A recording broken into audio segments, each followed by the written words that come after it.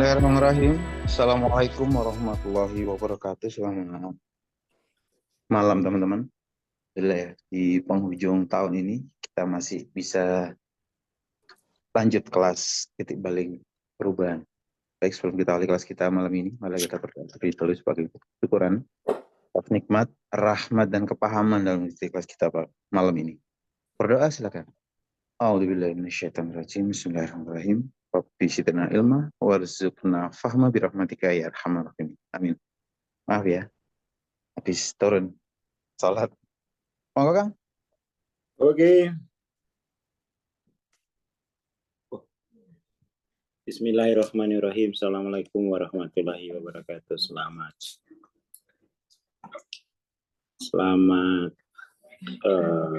malam ya. Selamat malam, ini masih agak-agak oleng. Soalnya habis nyebrang laut, nyebrang langit. Iya dong, oleng gitu. Ini kalau nggak disuruh Mas Jamin, belum ada kelas malam ini.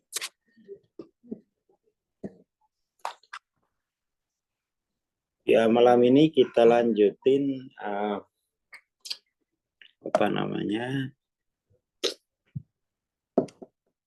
daily reflection ya, April yang ke-17. Dan insya Allah lah nanti 2025 nanti saya baca daily reflection saya sendiri gitu. Alhamdulillah. Tenang. Doain iPad-nya ndak kobong lagi. Nanti biasanya habis haul tuh langsung pintar saya. Kalau habis haul tuh meningkat pintarnya. Ship. Haulnya kan tanggal 1 sampai tanggal 4 ya. Jadi insya Allah waktu 4 hari itu aku bisa nulis banyak. Oke, ini malam ini bahwa kepuasan batin menjadi lebih penting dari keuntungan duniawi atau keinginan untuk mengendalikan atau mempengaruhi orang lain. Jadi memang di dunia itu kan cuma 2 ya. Kalau nggak rebutan kekuasaan ya rebutan kekayaan gitu kan. Dunia kan cuma itu aja. Rebutan kekuasaan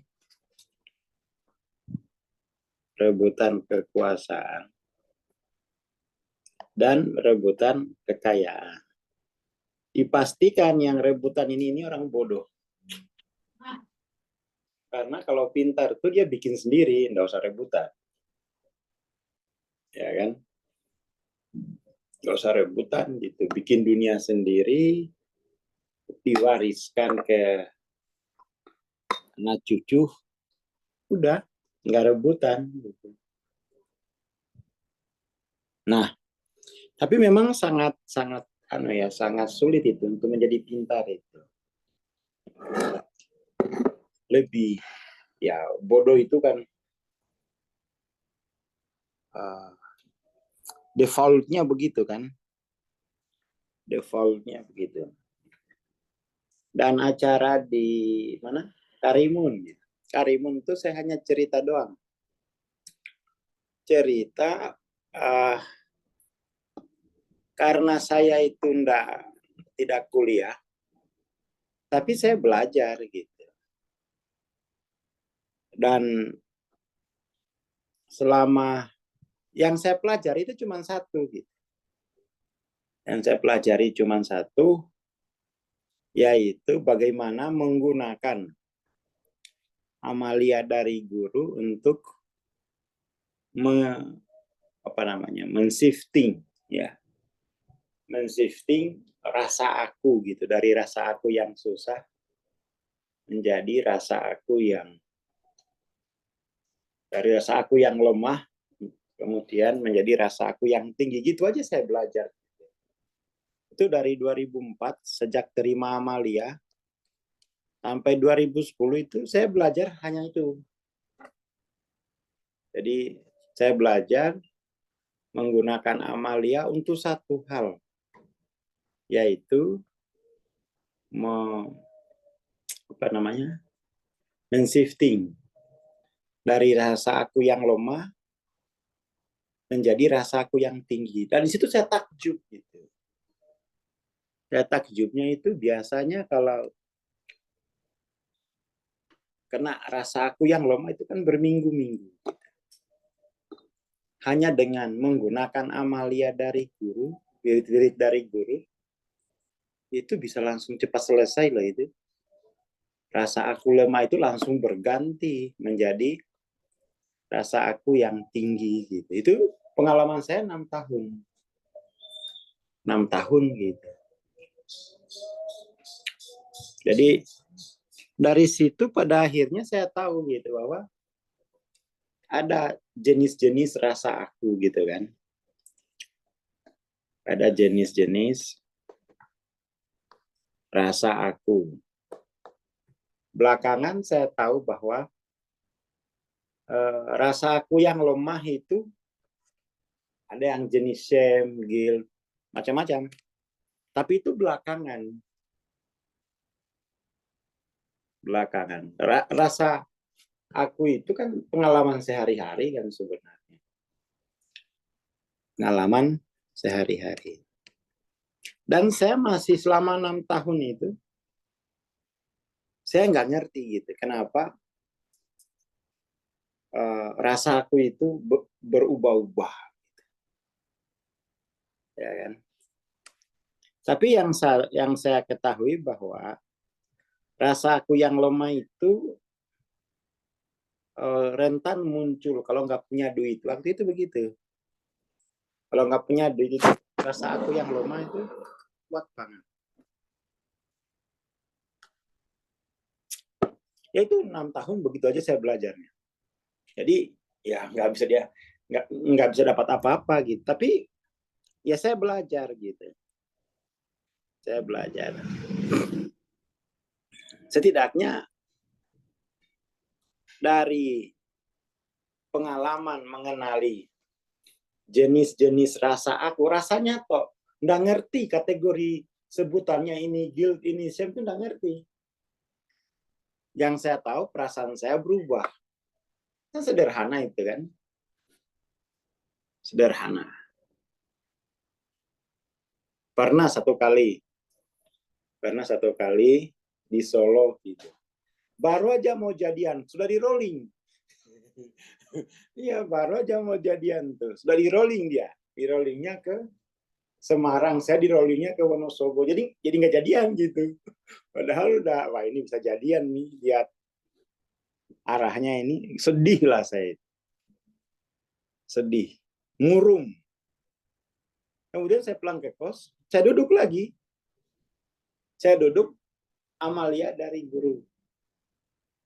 Langsung cerah perasaan saya gitu. Itu bagi saya pengalaman yang besar gitu. Saya akhirnya bisa mengontrol perasaanku gitu. Saya bukan psikolog, saya bukan dokter, saya bukan dukun, tapi bisa mengontrol perasaanku gitu. Itu bagi saya, wah aku punya kemampuan. Aku punya kemampuan yang saya tidak tahu ini kemampuan apa gitu. Saya juga tidak tahu apakah orang itu punya kemampuan yang sama atau tidak. Saya juga nggak tahu ini kemampuan spiritual, kemampuan psikologi, saya nggak tahu. Pokoknya kalau Amalia, rasa hidupku itu menjadi kuat, menjadi cerah. Awalnya terlihat madesu menjadi masa depan cerah, madece. Jadi dari madesu menjadi madece gitu. Ya, masa depan cerah. Itu hanya pengalaman seperti itu. Saya hargai betapa berharganya Amalia dari guru ini. Karena selama saya sekolah 12 tahun, tidak pernah diberi kemampuan semacam itu. Ini baru dikasih jasa satu Amalia, ampuhnya kayak gini. Dulu kupikir begitu. Gitu. Sekarang orang kalau dikasih Amalia, gabut, kunci diri di kamar, nggak diamalkan. Itu gimana? Itu bukan buat Amalia ke surga dari sini gitu. Dunia dan akhirat itu kan dua kategori waktu, tapi realitasnya sama gitu kan.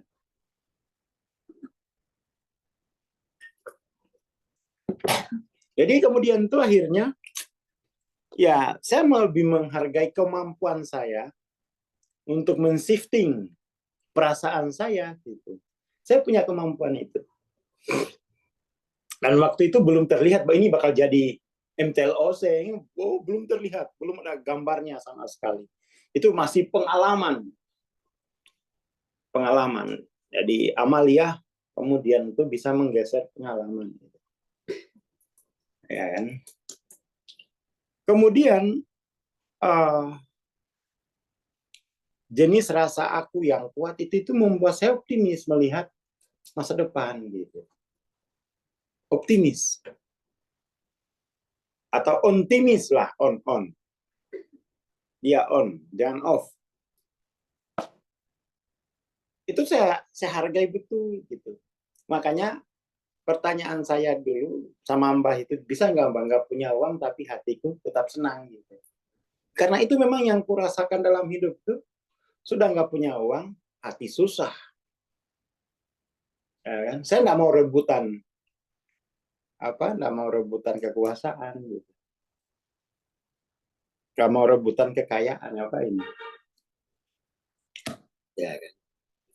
Jadi saya punya sikap bahwa memahami perasaan saya itu lebih penting gitu. Karena dari kecil karena saya itu punya tabungan. Hasil uang sendiri, bukan hasil bukan hasil uang sendiri itu. Dari beasiswa, dari SD saya. Uang beasiswa itu habis karena perasaanku kacau, tabunganku sasaran. Ya, aku belilah koke-koke macam-macam. Gitu. Seperti itu. Jadi ya selama 6 tahun saya hanya begitu. Orang lain belajar nahu sorof, orang lain belajar macam-macam. Saya hanya belajar bagaimana melihat konsistensi. Kalau saya pakai amalia dari guru, saya bisa menggeser rasa hidupku. Dari rasa hidup yang lemah, rasa hidup itu rasa aku ya. Ya, menjadi yang kuat itu. Dan saya tidak punya hanya itu yang saya tahu gitu. Hanya itu. Dan saya pastikan kalau rasa hidupku kuat, itu closingnya banyak. Kalau rasa hidupnya lemah, boro-boro closing. Mau kerja aja malas, mendingan tidur lagi. Itu gitu. Itu. Jadi itu cara belajar saya gitu. Karena saya nggak punya cara belajar yang sifatnya decoding. Gitu. Nggak cukup uangnya. Nggak cukup. Tapi itu kan namanya cara belajar encoding. Cara belajar encoding. Kemudian 2011 tuh saya udah mulai mengerti kenapa rasa aku itu bisa turun, bisa naik. Saya sudah mulai di situ, mulai bisa melihat secara spiritual gitu. Mulai bisa melihat bahwa aku itu bisa, rasa aku itu bisa turun, bisa naik. Itu tergantung identifikasi. Itu pengalaman berharga itu. Jadi saya sebenarnya tahap belajarnya. Pertama hanya tahu, pokoknya kalau saya amalia, rasa hidupku berubah. Dan berubahnya rasa hidup itu ngefek ke penjualan gitu. Ngefek ke berangkat pagi ke kantor gitu. Senang. Ya kan? Tapi kalau rasa hidup lemah itu ngefek juga ke habis tabungan. Biliar macam-macam hanya untuk pelarian dari rasa hidup yang lemah. Sehingga saya merasa punya sesuatu dalam hidup gitu. Punya pegangan dari orang tua, dari simbah. Saya dari simbah itu selama 10 tahun. Mbah itu meninggal 2014. Ketemu 2003. 11 tahun. Saya itu hanya diijazahi 2 amalia. 2 amalia saja. Amalia kedua itu tahun ke-10. Ya. Tapi kuamalkan itu seolah-olah itu saya menerima wahyu dari Tuhan. Karena saya buktikan benar loh. Berubah loh rasa hidupku gitu. Berubah. Dan perubahan rasa hidup itu ngefek ke optimisme melihat tantangan, melihat target penjualan itu gampang gitu.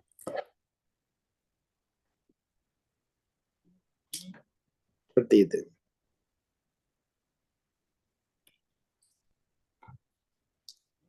Nah,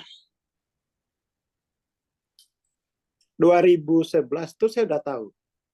Saya udah tahu kenapa rasa hidup itu bisa turun, kenapa rasa hidup itu bisa naik. Saya udah tahu itu. Saya udah tahu. Nanti mulai 2014, 13 lah, 13-14 tuh saya sudah pergi mencari bagaimana membuat ilmu gitu. Kenapa? Loh, saya punya pengalaman. Saya mau me-encoding pengalamanku ini. Gitu. Saya mau me-encoding. Tidak gampang ini menjelaskan bahwa kalau pakai amalia ini bisa berubah loh rasa aku. Gitu. Ya kan? Bisa berubah. Nah, belajarlah saya. Belajar psikologi. Enggak sama ini. Belajar kauro jiwa lumayan. Oh, rasa aku itu ada rasa aku kromodongso sama rasa aku tanpa ciri. Oh, mirip nih. Bisa lah kategori kayak begini ini lumayan gitu. Lumayan. Jadi selama 6 tahun, 7 tahun tuh saya bersaksi bahwa saya bisa menggeser rasa akuku dengan amalia dari guru. Gitu. Itu satu. Yang kedua, rasa aku yang tinggi itu mempengaruhi prestasi. Gitu. Mempengaruhi produktivitas. Bahkan penjualan tuh naik. Karir juga naik. Saya selama hidup tuh hanya kerja 4 kali. Di 4 tempat. Dan setiap kali itu, pertama, jadi sales kanvas. Terus naik dia. Sampai 4 kali itu naik terus. Jadi umur 22 itu saya udah bosan bekerja. Udah bosan gitu. Pingin naik level sosial gitu. Itu hanya modal karena saya memperhatikan itu pengalaman hidupku gitu. Rasa aku saya itu gimana biar nggak turun-turun gitu. Mirip pertanyaannya Adin gitu. Nanya Pak Rido dulu. Gimana Bang? Biar aku 700 nggak turun-turun. Gitu Adin dulu. Saking menderitanya dijajah oleh rasa aku yang lemah. Aku ingat betul dia datang tuh, Bang. Gimana Bang di sini Bang? Biar nggak turun-turun. Dia tanya begitu gitu. Dia menanyakan bisa nggak di sini nggak turun-turun. Itu mirip saya dulu begitu. Mirip saya. Nah, dari memahami kenapa itu turun, kenapa bisa naik gitu. Kemudian saya udah punya penjelasan gitu. Dan ini saya harus jadikan pengetahuan. Belajarlah saya ke filsafat. Perpustakaan filsafat itu GM gitu. Kebetulan waktu itu uangnya udah banyak. Belajarlah ke fakultas psikologi, tapi hanya sampai di kantinnya gitu. Nunggu teman kuliah. Pulang kuliah mereka aja diskusi gitu. Saya mau bikin ilmu. Saya mau bikin ilmu. Kemudian ya beli buku banyak. Saya mau bikin ilmu gitu. Karena saya udah tahu kenapa dia bisa berubah. Ya, kenapa dia bisa rendah, kenapa bisa tinggi rasa aku itu. Saya udah punya penjelasan. Dah. Mungkin kunci. Hmm?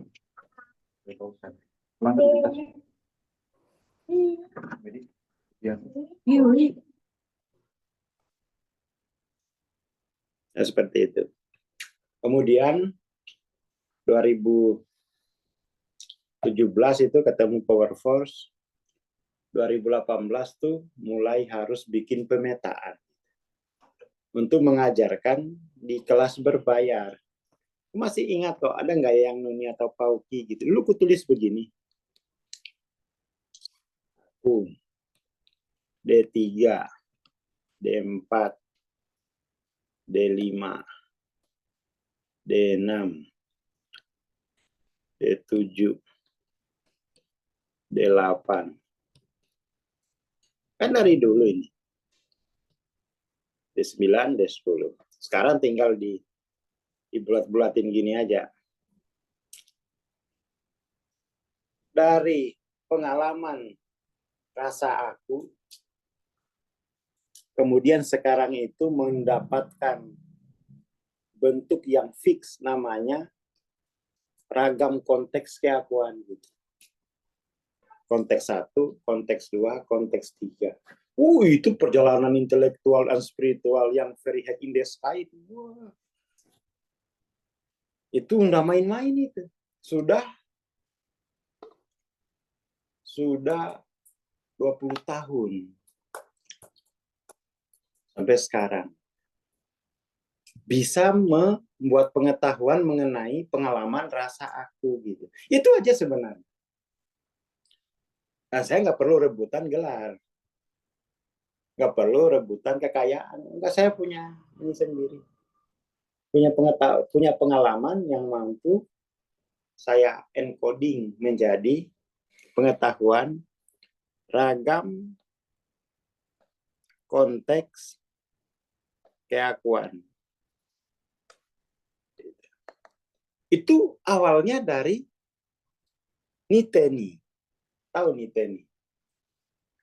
Jadi awalnya dari Niteni, pergeseran rasa aku ketika sebelum dan sesudah Amalia gitu.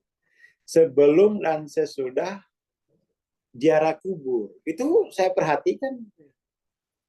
Kayak tadi pagi gitu, saya ziarah ke Bapak Anda, berubah rasa aku. Berubah, jadi tinggi sekali. Sampai hujan itu. Tiba di bandara udah nggak hujan. Saya bisa ciriin, oh ini tinggi ini, makom ini. Kenapa? Oh rasa akuku naik. Baru mau niat sudah berubah rasa aku itu. Kan begitu kalau kita kejar ke guru kan. Masa nggak ngerasain? Mati rasa itu.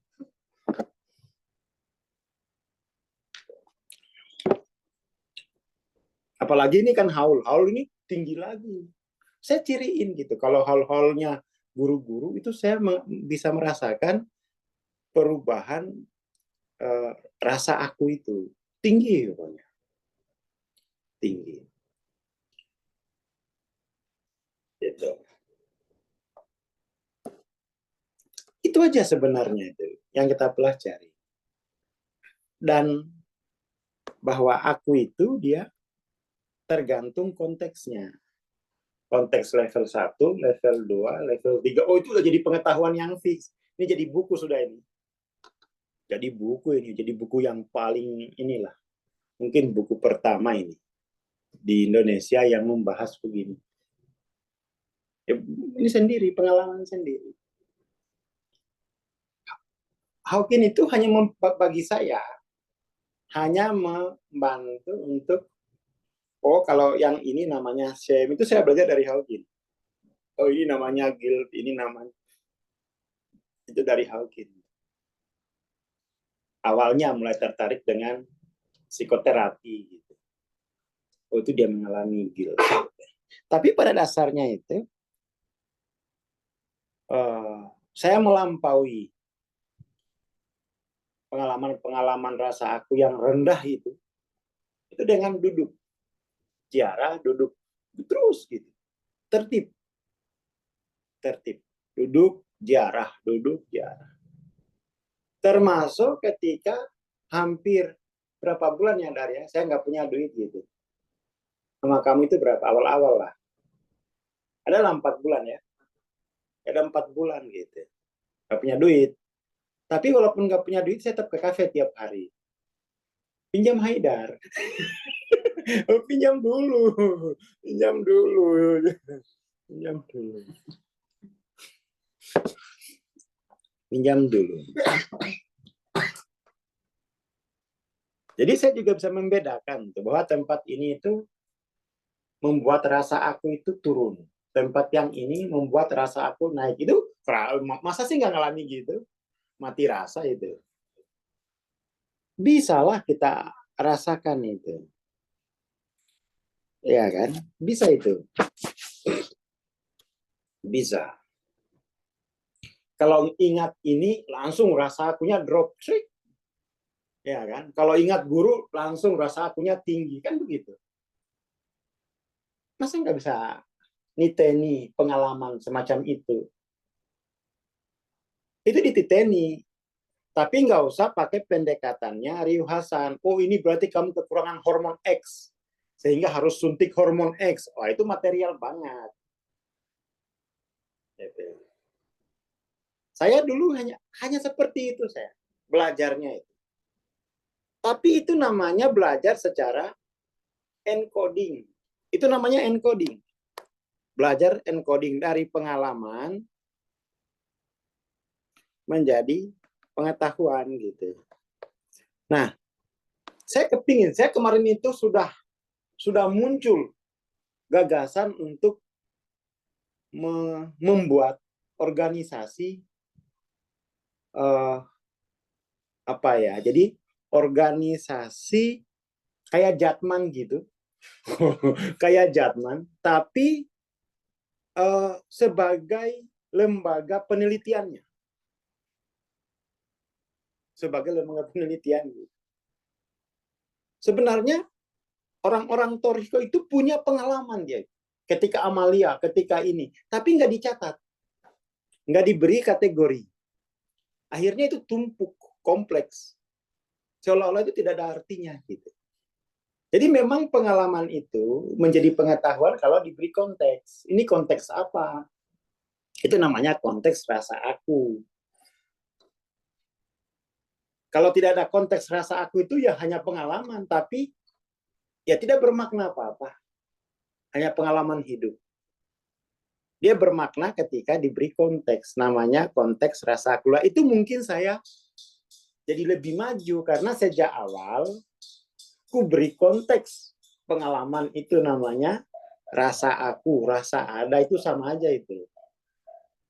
Hanya gara-gara itu gitu. Hanya gara-gara pengalaman itu biar ketahuan maknanya harus diberi konteks tertentu. Konteksnya adalah konteks rasa aku gitu. Dari pengalaman itu ya, pengalaman menjadi pengetahuan itu saya ingin mengorganisir. Bikin, tapi ini masih ide gitu. Karena orang apa ya? Bahwa ini adalah cara belajar secara encoding gitu.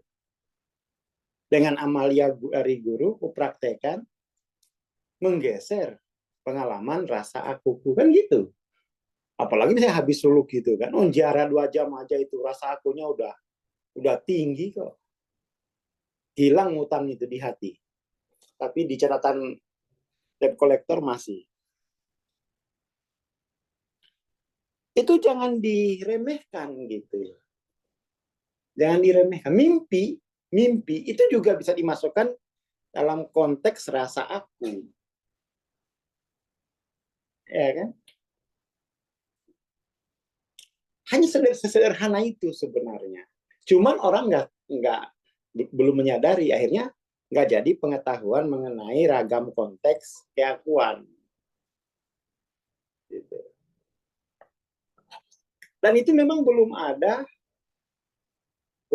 wadahnya gitu loh untuk mengumpulkan pengalaman-pengalaman seperti itu. Seperti itu. Belum ada wadah. Belum ada wadah.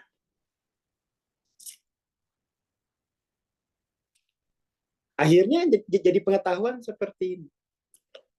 Bahwa penderitaan itu ya karena akunya itu berkonteks di level 1 gitu. Di konteks level 1 ini,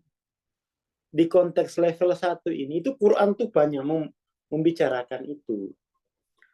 Salah satu default daripada konteks level 1 itu dibicarakan di Al-Baqarah ayat 18. Bahwa di konteks level 1 inilah aku itu menjadi buta, tuli, bisu secara spiritual. Karena dia buta, tuli, bisu secara spiritual, layar jiun. Nggak bisa kembali kepada konteks sejati, nggak bisa kembali kepada konteks ilahinya. Layar jiun itu bahasanya Quran. Gimana biar bisa kembali? Itu harus ditalkin, harus dapat amalia dari guru. Baru dia bisa kembali itu.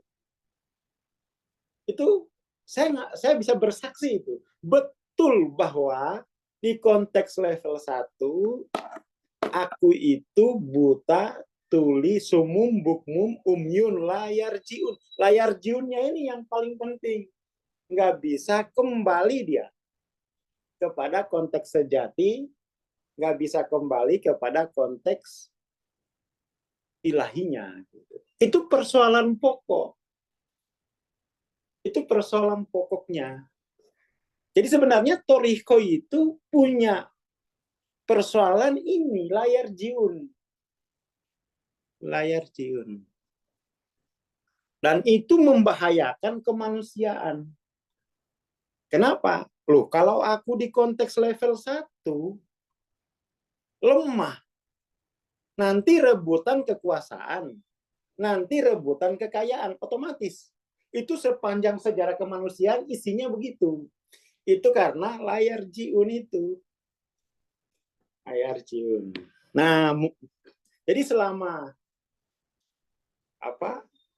dari Semarang sampai Batam, Tanjung Balai, pulang lagi tadi pagi, itu mutar itu ide itu. Loh, harusnya orang Toriko ini bisa loh ini mengajukan semacam dia bikin penelitian, metode-metode untuk biar konteks keakuan itu bisa kembali kepada keilahiannya. Ya kan? Dan itu juga ditulis oleh Hawking gitu. Seandainya bukan karena rahmat Tuhan, maka ego itu tidak akan bisa evolusi. Ditulis oleh Pak Hawking. Dan dari pengalaman saya, kembalinya aku ini ke konteks sejati itu karena ditalkin melalui amalia dari guru. Loh, kita yang sudah ditalkin itu harus bisa mempresentasikan, ini udah main-main loh ini. Ini aja saya kalau ada waktu ingin ketemu Pak Menteri Agama. Loh, orang Toriko itu gitu. Nggak main-main itu, talkinan dari guru itu dalam rangka untuk agar aku yang sudah menjadi orang itu buta dia secara spiritual, tuli secara spiritual, bisu secara spiritual. Dan yang lebih parah dari itu layar jiun. Nggak bisa balik. Dalam kebudayaan kalau nggak bisa balik, ada yang jadi pocong, ada yang jadi bebek gombel, ada yang jadi suster ngesot. Itu layar jiun kan gitu kan. Tapi itu bahasa kebudayaan kan. Bahasa kebudayaan tuh gitu. Ada yang jadi Dracula, ada yang jadi penunggu pohon beringin. Wah, putus cinta ingat si doi langsung drop rasa aku. Makanya harus itu apa kita menemukan satu manfaat penting dari Amalia dari guru-guru kita gitu. Apa manfaatnya dalam hidupmu? Kalau saya sejak awal itu adalah menggeser rasa akuku. Ketika rasa akuku tinggi, kerja itu enteng aja. Enteng. Naik tiap tahun saya pangkatnya. Naik tiap tahun. Jangan sudah dapat Amalia, yang naik tiap tahun asam urat. Aduh. Darah tinggi, jangan. Lah, Amalia dari guru, itu gunanya apa dalam pengalaman hidupku sehari-hari? Itu saya kalau ditanya, oh berguna banget. Bahkan kampus tidak mengajarkan apa yang diberikan oleh guru saya. Karena manfaatnya langsung pada kehidupan sehari-hariku. Gitu. Saya hanya 2 itu, Amalia. 2 saja. Tambah 2 saja kamu udah cukup. Gitu. Dan itu ya menyentuh langsung pengalaman hidupku sehari-hari. Gitu.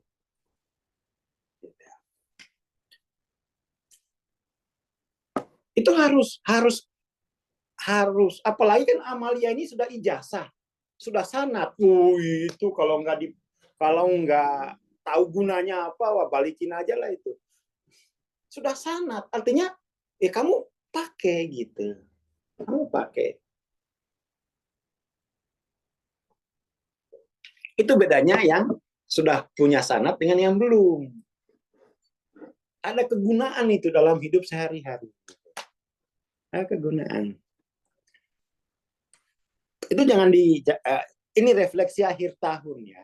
Saya kepingin tuh orang-orang Toriko se-Indonesia itu dia itu punya sesuatu yang paling berharga. Memang itu tidak banyak satu Amalia gitu kan. Tapi itu sudah Amalia itulah yang mampu mentransformasi aku personal menjadi aku level-level wali. Jangan dianggap sepele itu. Masa sama kamu nggak efektif?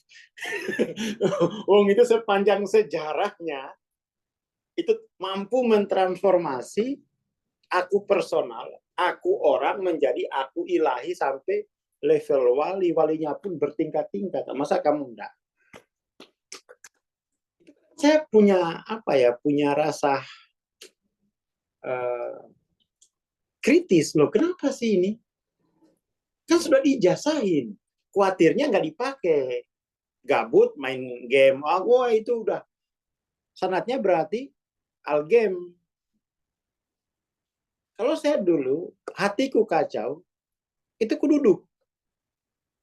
Kacau karena nggak punya duit, kacau karena gagal jadian, itu duduk saya. Jangan ditertawain. Jangan ditertawain. Ya karena saya sudah punya sanad gitu. Kacau karena apa aja itu saya duduk. Hanya itu yang saya punya dari guru. Selama sekolah tidak ada yang mampu, yang kupelajari itu dari matematika sampai ini tidak mampu mengubah rasa akuku gitu. Kecuali Amalia dari guru itu. Gitu. Harusnya itu setiap itu yang punya sanad bisa bersaksi begitu. Ya, toh? Masa nggak ada persaksian? Khawatirnya itu tidak diberi konteks pengalaman itu. Seperti itu. Itu kita harus bisa itu mengangkat ini dan pelajaran ini nggak ada di kampus sedunia, cuman ada di tempat guru kita. Gitu. Dia punya problem formal. Problem formalnya kan ya aku level 1 ini aku sudah buta.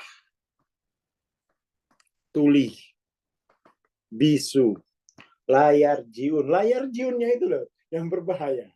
Nggak bisa balik. Dan kalau nggak percaya nggak bisa balik, ayo transendensi kutunjukkan. Tuh begitu tuh yang nggak bisa balik. Bisa kutunjukkan langsung itu layar jiunnya itu. Karena dia layar jiun, rebutan kekuasaan, rebutan kekayaan. Otomatis. Otomatis. Ada hubungannya ini. Ada hubungannya. Jadi rebutan kekuasaan, rebutan kekayaan. Karena dia enggak, itu ciri dia belum bisa balik. Atau ciri dia jatuh. Kalau bisa balik itu enggak akan rebutan. Ngapain aku bikin sendiri juga bisa? Ya kan? Karena dia punya, aku sejati itu punya kekuatan kreatif. Dia punya purpose. Punya koinaha yang unik. Koinaha itu sidik jarinya unik. Nggak akan rebutan. Akan rebutan.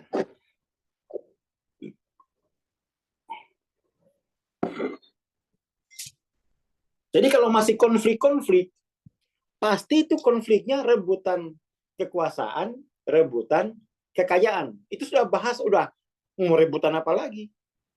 Hanya itu bahan rebutan di dunia itu. Hanya itu. Mau rebutan apa lagi? Dan di level 1 ini, itu, aku itu sudah bore. Nggak bisa lagi kembali. Nggak bisa lagi mengidentifikasi kesejatiannya. Sudah lolu dia. Lolu itu, kemampuannya itu sudah terbatas. Sudah loading. Nah, gitu, lolu. Yang ketiga itu hal-hal itu konflik. Baik konflik internal maupun konflik eksternal. Itu hala namanya. Hala ini konflik. Dia konflik. Konflik. Gitu. Jadi di 2025 kita sudah tertib berpikirnya. Sudah tertib. Kemarin di Tanjung Balai Karimun, mulai 2025 langsung ini ya, langsung belajarnya, langsung bersaksi bagaimana terjebak jenis-jenis kebutaan, ketulian, kebisuan aku itu, lalu dia terpenjara menjadi orang. Transendensi kayak gitu aja gitu. Sampai dia bisa kembali.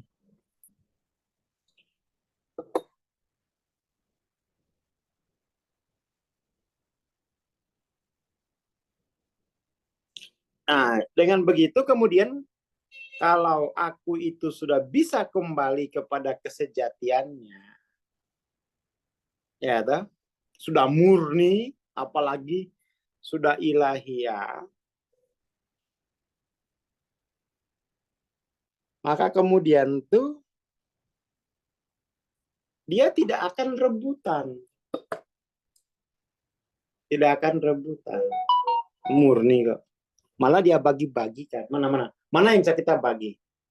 Dan pasti dia, kalau yang dibagi-bagi itu saya yang paling kecil nggak apa-apa. Kenapa? Saya bisa bikin banyak.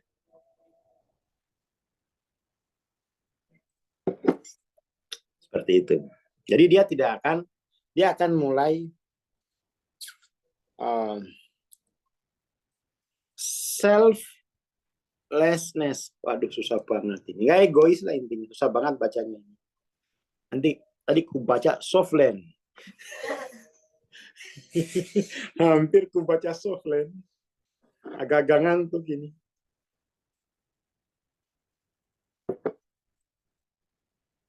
Ya gitu. Dan memang entah itu ke level 2 maupun ke level 3, musuhnya itu level 1.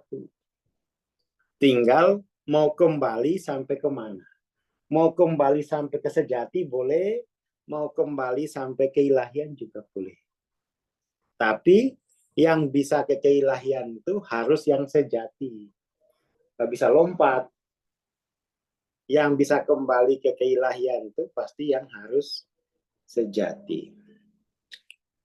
Jadi teman-teman memasuki tahun 2025 itu dengan pemetaan yang sudah jelas.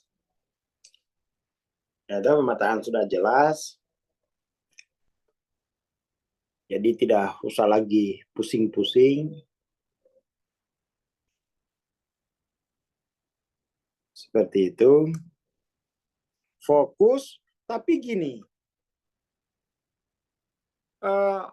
Aku di level 1 ini sebenarnya itu yang bermasalah itu bukan akunya.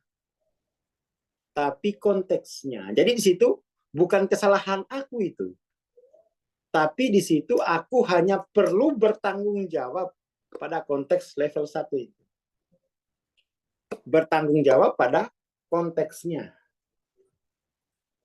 Tetapi repotnya kalau aku level 1 ini dia justru menuduh dirinya sendiri sebagai pelaku, bukan konteks. Jadi ada semacam ya kebutaan lah ya. Ada kebutaan kategori, kebutaan konteks. Coba lihat misalnya orang yang mengalami guilty feeling. Yang dia serang itu dirinya. Padahal nggak perlu, bukan salahmu itu. Ya toh, misalnya saya dulu kan nyolong sepatu di masjid. Oh, bukan salah aku itu. Tapi saya bertanggung jawab atas konteks level 1, makanya nyolong. Gitu. Lama-lama saya juga akhirnya, kok konteks ini mulai menjajah, mengarah-arahkan saya ke arah yang lemah. Muncul strong willingness. Muncul karsa untuk saya tidak mau diarahkan konteks level 1. Karena arahnya kemana? Madesu ini. Kalau konteks level 1 ini arahnya Madesu. Kalau konteks level 2 ini, wah masa depan cerah.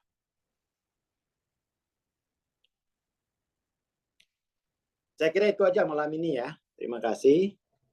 Pokoknya pahami bahwa ya menyambut 2025 itu teori spiritual itu udah clear kita. Tinggal jalanin ya. Ada aku, ada ragam konteks keakuan. Nanti saya tulis buku ini. Tenang aja. Januari udah selesai. Tenang semuanya. Terima kasih. Selamat malam. Assalamualaikum warahmatullahi wabarakatuh.